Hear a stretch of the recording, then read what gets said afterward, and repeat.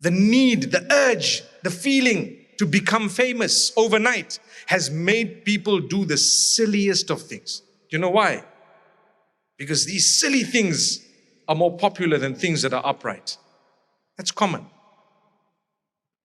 The stupidest of things are very, very popular.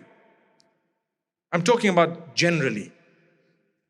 If you really want something to go viral, all you need to do is just something totally haram. It will probably go viral in 5 minutes.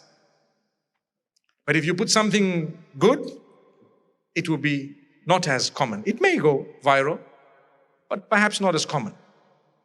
So my brothers and sisters, I'm concerned.